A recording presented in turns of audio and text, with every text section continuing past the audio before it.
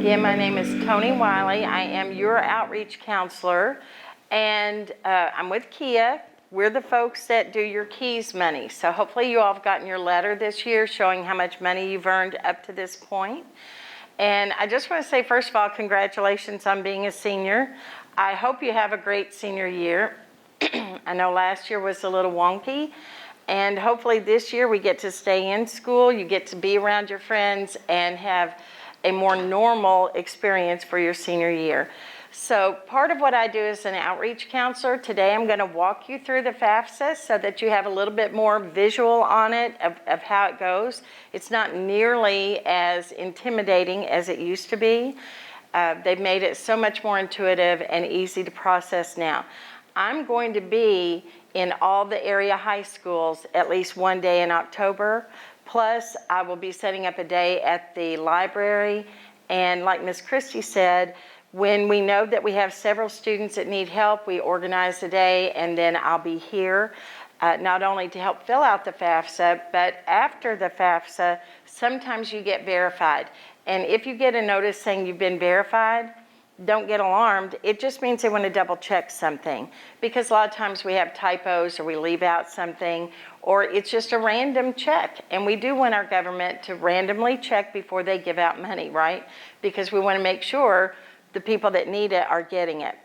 So first I'm going to go over two publications that you have, and let's look at the college circuit. These are just hot off the press. We got them last week, so I'm pretty excited about that. And if you open it up somewhere at some time, write your name in them, because these are really helpful. But the first part you can read through it and see over it, but I want you to look at page 9 and maybe dog-ear that page. This has steps for you to take during your senior year. So part of that is applying to colleges, doing the FAFSA, and visiting the colleges.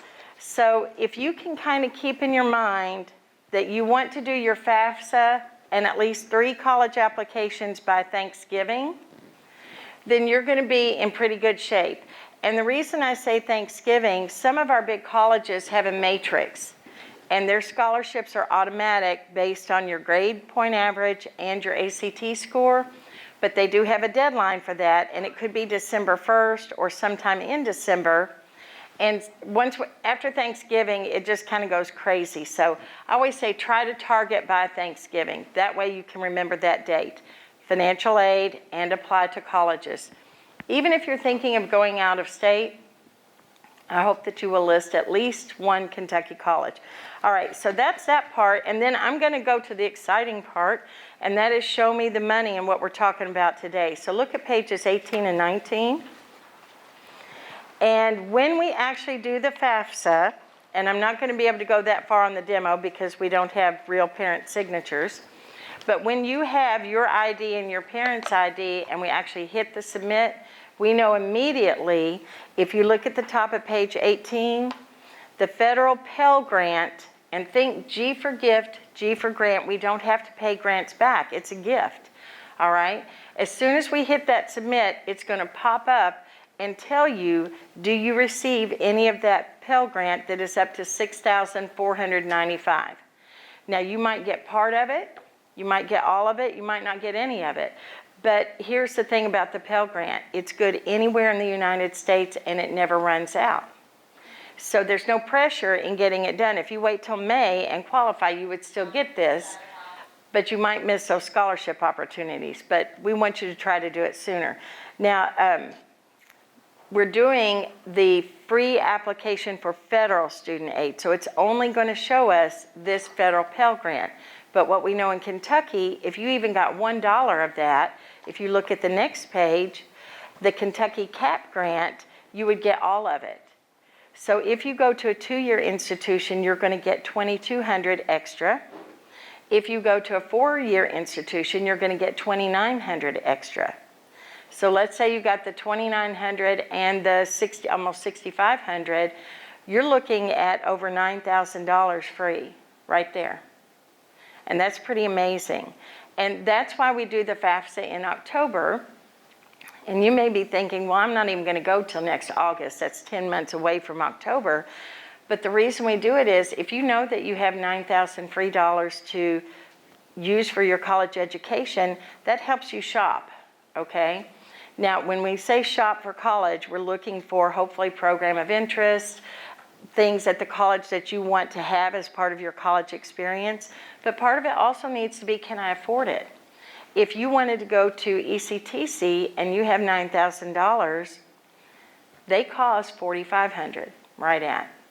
That means you're getting over $4,000 back to pay for your books and your fees and your gas and your car payment and your insurance. Or with that $9,000, you almost have enough tuition to cover U of L or UK or WKU or EKU. Throw in your keys money and you may have your tuition, cost of classes covered, but not your housing yet, okay? So that's what we're looking at. Now, if your family is like our family, my son went to college a few years ago, and we have 2 working adults and only 1 child, middle class. He did not get any of the federal Pell, which means he did not get any of the state cap grant, okay? But we have another grant in our state, and it's that Kentucky tuition grant. It's right at $3,000 this year, and it's only good for private colleges in Kentucky. So it ended up, as crazy as it sounds, cheaper for him to go to a private college than to go to the community college. It was more affordable. And you just don't know till we put all these things in and your schools look at what you're bringing to the table, look at what the financial need is, and that's why we recommend apply to at least 3, like a community college, a university, and your dream school. And it doesn't even have to be in Kentucky, but I would tag at least 1 Kentucky school because these 2 grants are only good in Kentucky, all right? And they can run out. Now, about 7 years ago, they ran out within 5 weeks. It was crazy. They have not run out like that for the last 7 years, all right?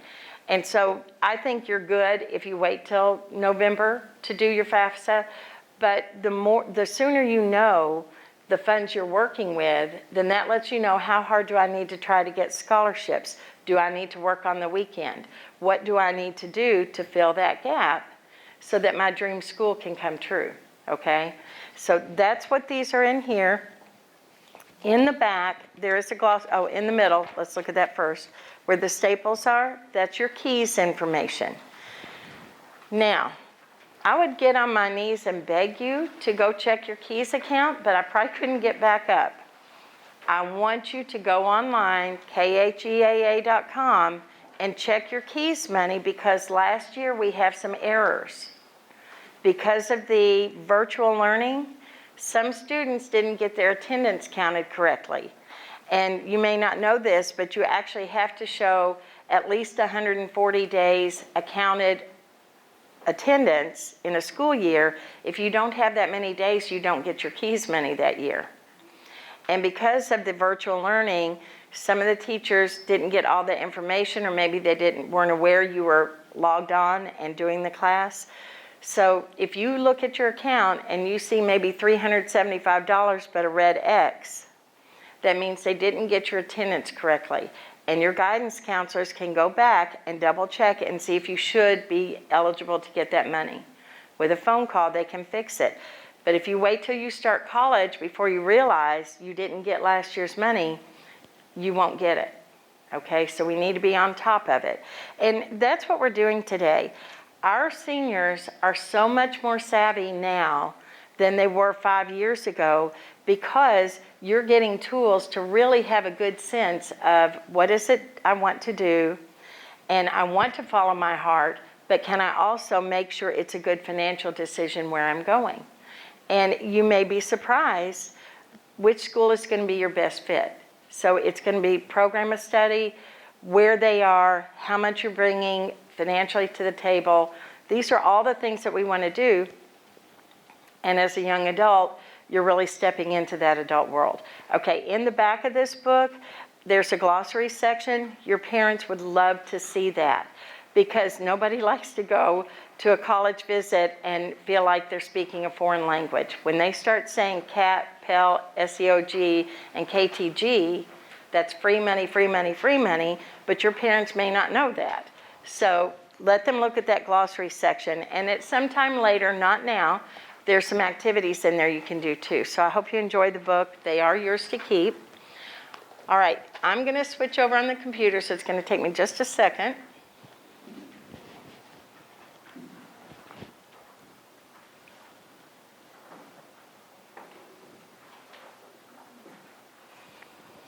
Okay, so when we get ready to do the FAFSA, and that stands for Free Application for Federal Student Aid, before you actually log in and you go to that screen, you need to make an account. How many of you all are already shopping online, banking online, iTunes, Amazon, any of those things?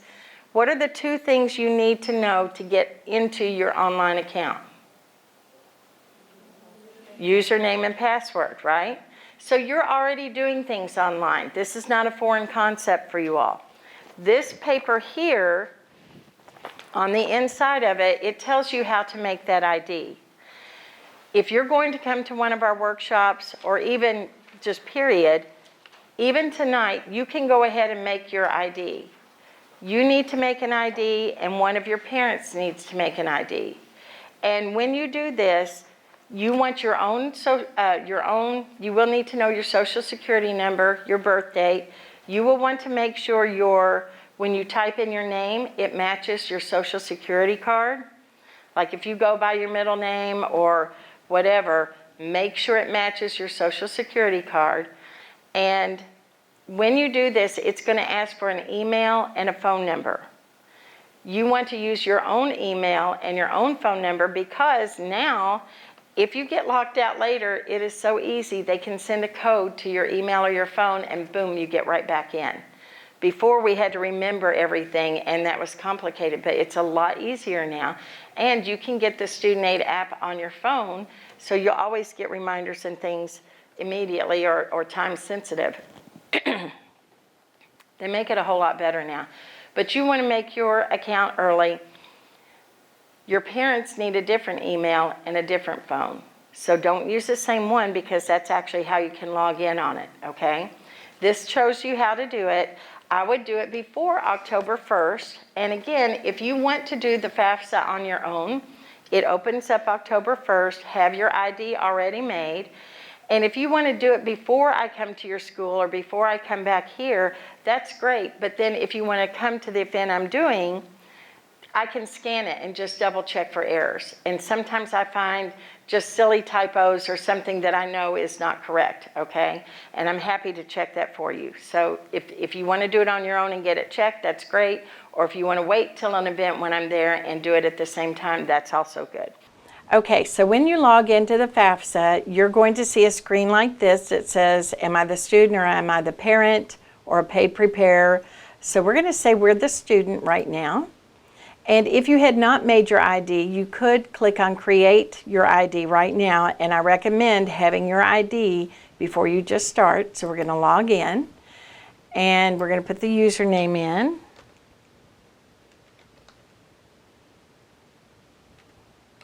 Oops. And I'm using a pretend one just for the sake of the demo. And I always recommend show, anytime it gives you the show option, show in case you have a typo. So now we're logging in. It's going to have you accept that you're going to the government site to work on this, so you will. And sometimes it may take you right back to your ID and have you verified that the name is correct, the address, and that the phone and email have been verified. And then once you do that, it takes you back to the screen that says, I am the student again. You haven't done anything wrong, it's just a loop it has. All right, but right now we want to make sure we're starting the year 2022, 2023. And it wants a save key, so you can use anything you like, the year you graduate, the last 4 of your social, whatever. I'm just putting a number in here and they match, and we're going to continue. While we're in this, we always want to use the previous or continue, because if you use the back arrow, it may kick you out. This is informational. I say blah, blah, blah, so we're going to continue. And now we're going to double check. Is that the correct social name? Do you have a middle initial? We're going to add one in here. And last name is last name for this site, and continue. And then double check your email to make sure that looks correct. If you want to add your phone number, you can. I'm going to leave it blank right now. And double check your address. Does that look good? And for us, we're going to be in Kentucky, so I'm just going to plop Kentucky in there. And now, have you lived in Kentucky for at least 5 years? We're going to say yes, but if you said no, it would want to know when did you move, and it just wants to know when you came in. Or did you, if you said no, not before then, now it's going to ask when did you become a resident of Kentucky. But right now we're going to go back and just say yes. And this system is intuitive, meaning when you answer one question, you don't see all those other questions unless it pertains to you. So we're going to say yes there. Are we a U.S. citizen? It could be yes, I am, or no, but I'm an eligible non-citizen. And no, I'm not a citizen or eligible non. But we're going to say yes, we're a U.S. citizen for now. And it wants to know what's your graduation status when you finish. Well, hopefully you're going to have the high school diploma, or it could be your GED. We're going to say high school diploma. Now this one is very important. You can be undecided in not knowing what you want to do, but for the purpose of the FAFSA and our state grant money, we need to show that we're pursuing a degree. Now, if you say, I'm going to be a doctor, so I'm going on to my graduate professional studies, it's going to assume you've already done your bachelor and you don't need this extra money. So we want to say one of these three choices. It could be either your first bachelor, like a 4-year degree, or it could be an associate technical, meaning you're going to go right to work. It could be associate educational transfer, meaning you're going to switch over to a larger university. So right now we're going to say first bachelor degree. And then it's double checking. Will you have that degree before you graduate high school? Most likely not, right? And then what is your starting grade level going to be? This is important.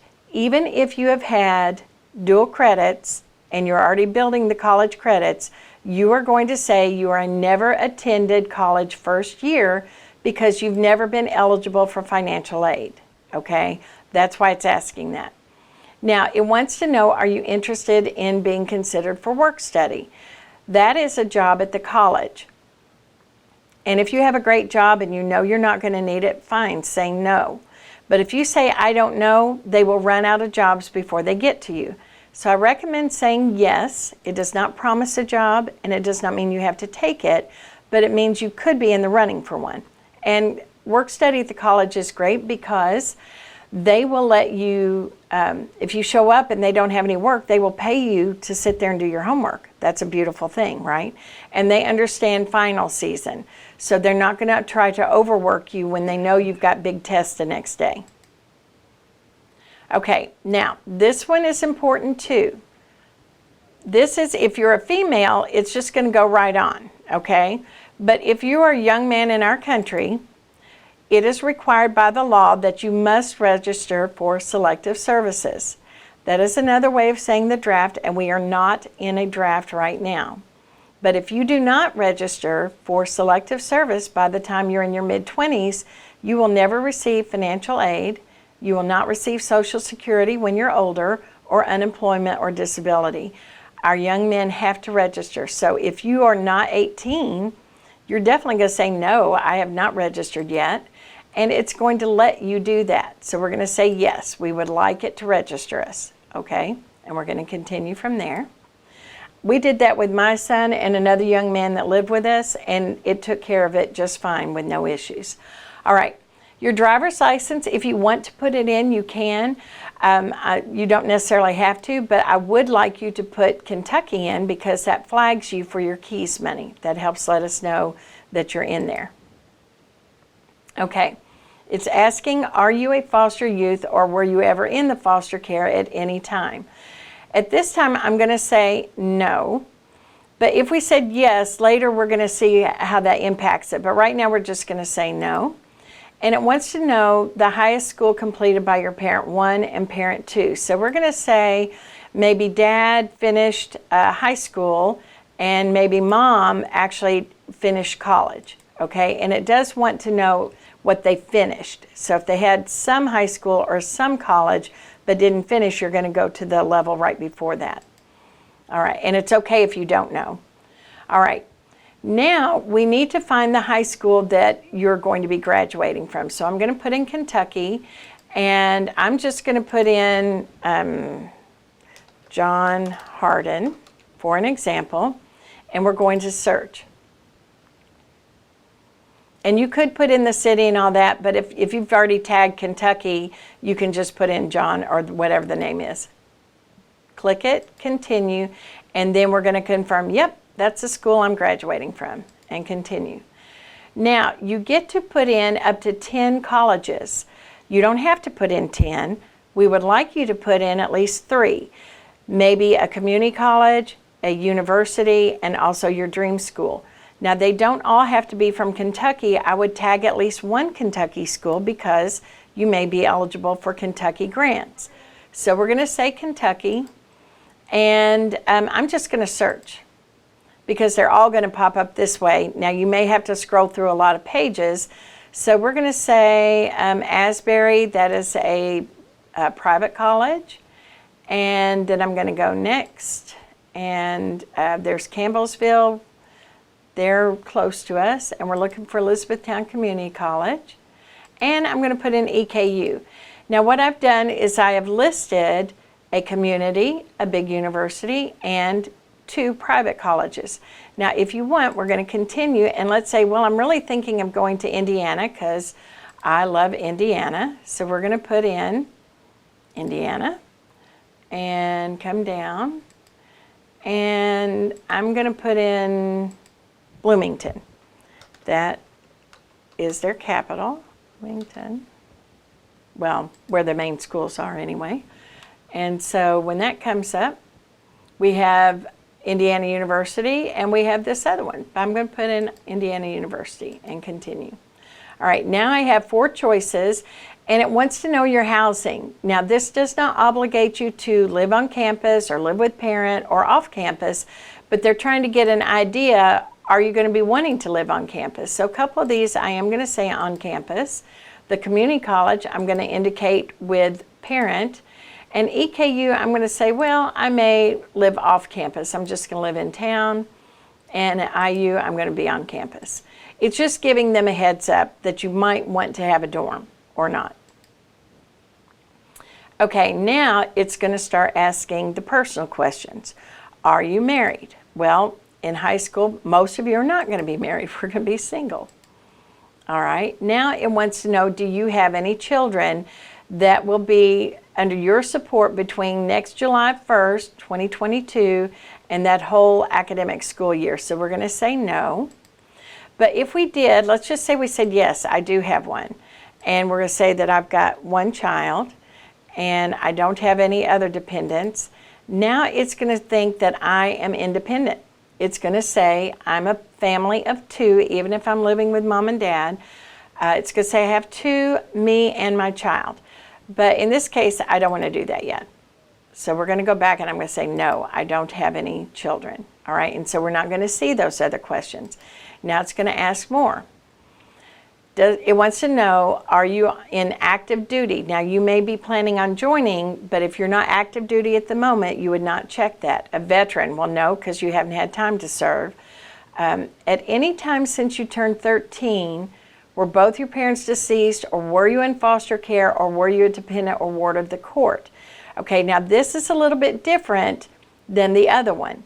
So when it just asks in general, this is age specific. So if you say, yes, I was, and you continue, again, now it's going to make you a family of 1. It's double checking. Are you really sure that you were in guardianship and that we're independent and we don't need to put our parents' information? And when you continue, it's just saying you are a family of 1. All right, we're going to go back and uncheck that one. In our state, an emancipated minor means you've gone to court and said, I'm a free person. Nobody has guardianship over me. That doesn't really happen in Kentucky. And then this last one down here, does someone other than your parent or step-parent have legal guardianship of you as determined by a court in your state of legal residence? Now, legal guardianship means that the parent's rights have been removed. It's not just like a custodial where maybe you're living with grandparents because parents are out of town. This is actually the parents' rights have been removed. And if you said that again, it's still going to make you independent. And it's double checking that we really mean that. And now you're a family of one again, independent. But I want to show it with our parents, so we're going to go back and we're going to say none of the above. All right? It is going to ask another question, and this one could be particular. It wants to know if after this last summer you were homeless or self-supporting and at risk of being homeless. This is a case where maybe there have been real issues with the family, or maybe the parents have died, but nobody had legal guardianship of you, and so you're living with somebody. If you say yes, it's going to want to know who's going to verify that. So it could be your high school liaison who confirms that you really are at risk of being homeless. There's nobody going to take care of you. It could be a director of an emergency shelter. It could be a director of a runaway or homeless youth basic center, or none of the above. But this would make you homeless, but it does have to be documented. Now, our school liaisons can document that if that is your case. But for the most part, even if you're not getting along with mom and dad, if you're going to see them at Thanksgiving and Christmas, the government's still going to want their information. So we're going to say no. And now it's going to say, based on that, we think you're dependent under your parents, and you will provide it. If they think you're dependent under your parents and you say, I won't provide the information, you will not be able to get any grants, okay? Because our government is set up, they do want to see what kind of resources could be available. And providing the information about your parents does not mean that your parents are going to pay for your college. It just means we're checking to see what kind of resources are there. So we're going to continue. And now, this is just giving you a heads up. When it asks the parent's status, it wants to know, are they never married? And that means period, not just to the other parent, but period, not married at all. Are they unmarried, but they both still live together? Are they married or remarried? So a lot of times you may be with one of the parents who have remarried. So that would be the case there. Or if they are divorced or separated, but it means they're currently not connected to anybody else. So maybe your biological parents divorced and you're with the one that remarried. It would not be this one here divorced. It's going to be married or remarried, okay? And it wants to know the month and year. We're just going to say January 2010 is when, oh, wait a minute, there we go. 2010 is when they got married or remarried. Now it wants to know their social,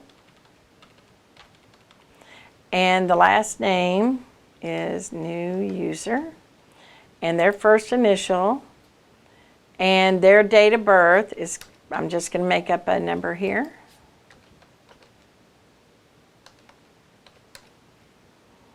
Okay, and their email address, you can put their email address in. I'm skipping it right now. And then the other parent, and their last name, and their first initial, and their birth date.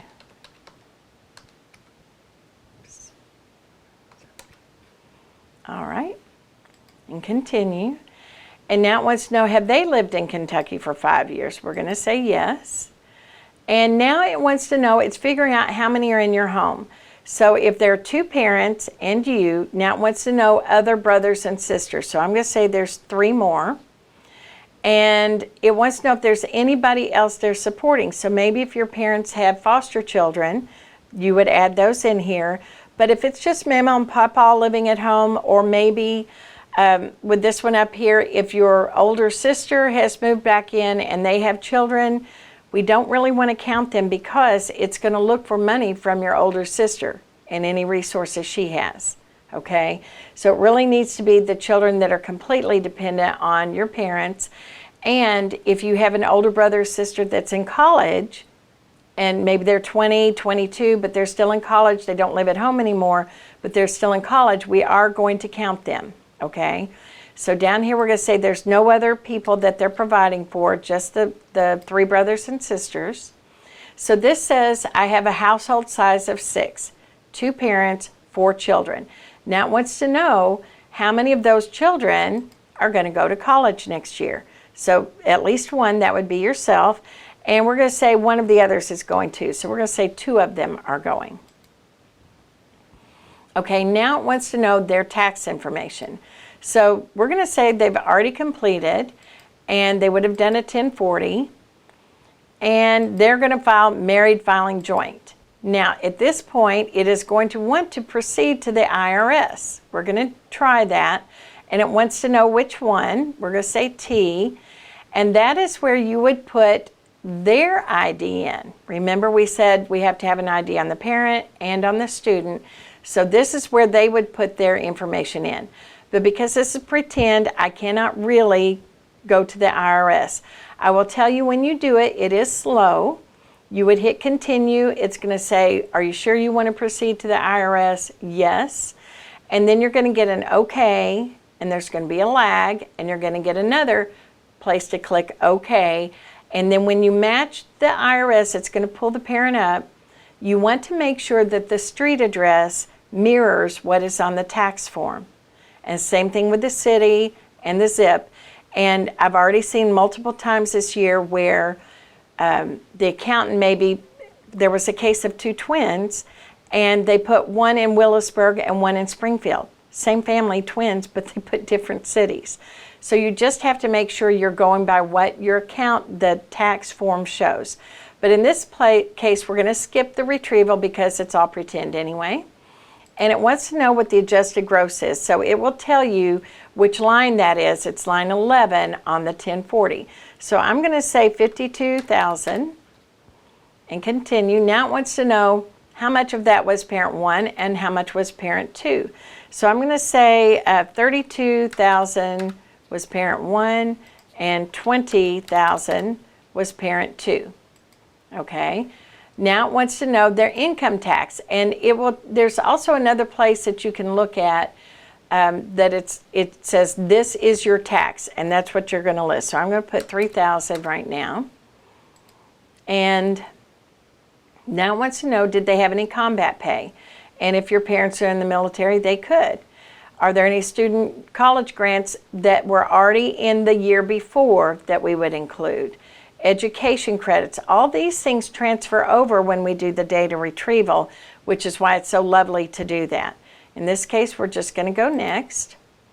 Then it wants to know, was there any child support paid where they're paying it out to the other family? So I'm going to say no in this case, but it could have been like $3,000 for the year or whatever.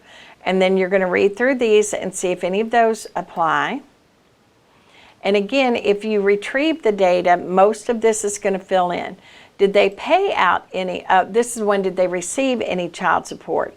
So maybe this is a mixed family where we have 2 different sets of kids, and so maybe they are receiving child support from the other spouse. It does not want to include foster care or adoption payments, okay?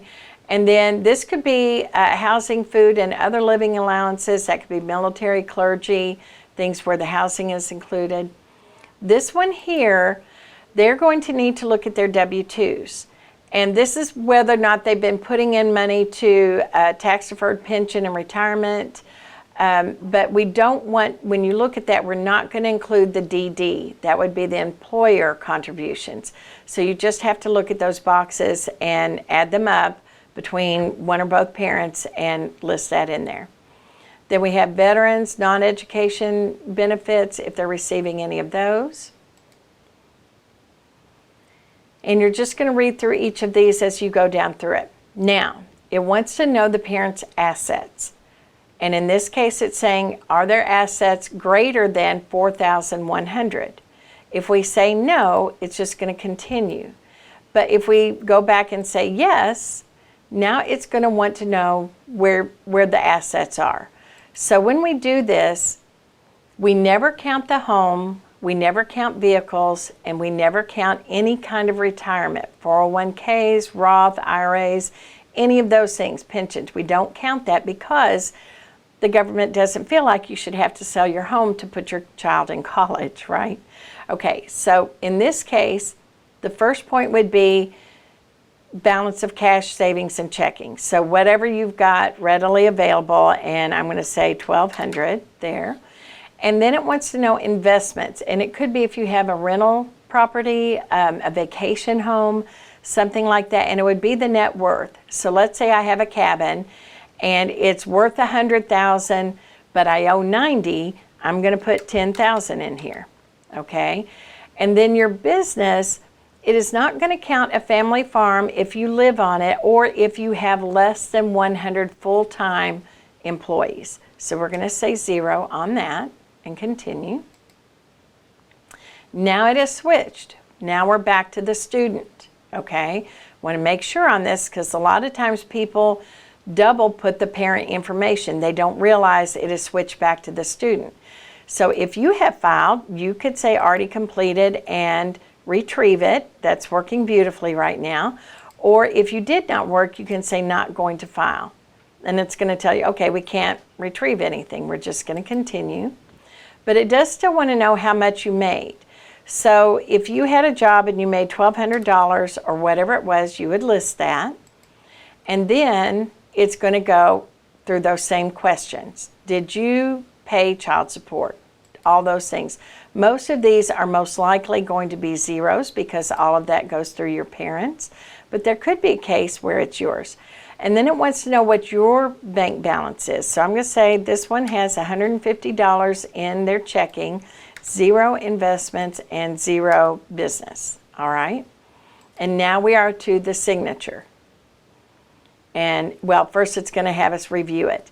And this is where, if you're meeting with any of us that are helping out with these, we just go down through it and double check to make sure everything looks right. The address, you've been in Kentucky, that first bachelor, we're looking for that never attended first year, work study, checking on the selective services if you're a young man, and then double checking how many colleges you put in. And again, we hope you tag at least one Kentucky school.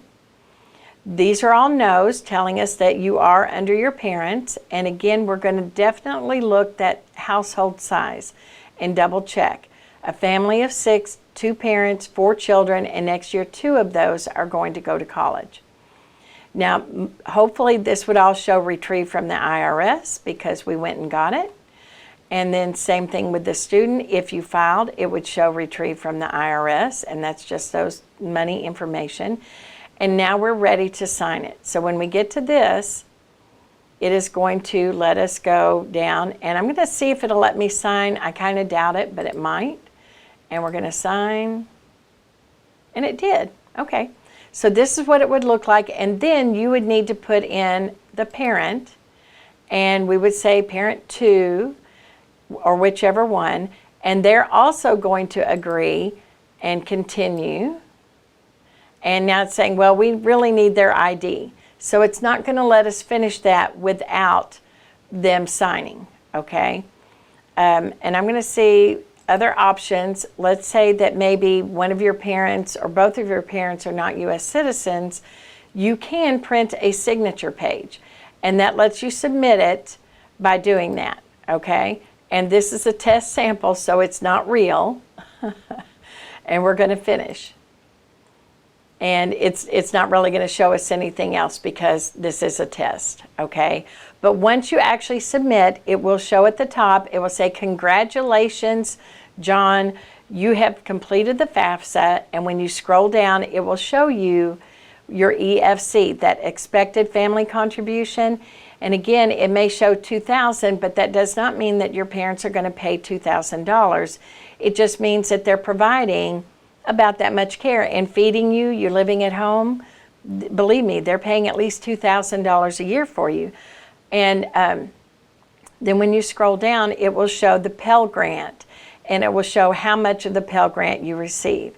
Now, if your parents' EFC comes out high, say above, I don't know, let's just say over $10,000, then you're not going to receive any of the federal Pell Grant, okay? But it would show that you're eligible for a loan. So I hope this has been helpful. Again, it's just a sample, and we are available everywhere in all of the schools. And if we've already been to your school, you can contact your counselor and find out if we're coming back or if we're going to be in an area library or somewhere that you have access to us. Or if there are enough students that need help, we can schedule another date for us to come back into your school. So thank you for listening today. I'm Tony Wiley with Kia, and we wish you the best for your senior year, and reach out to us because we'd love to help you out. Thank you.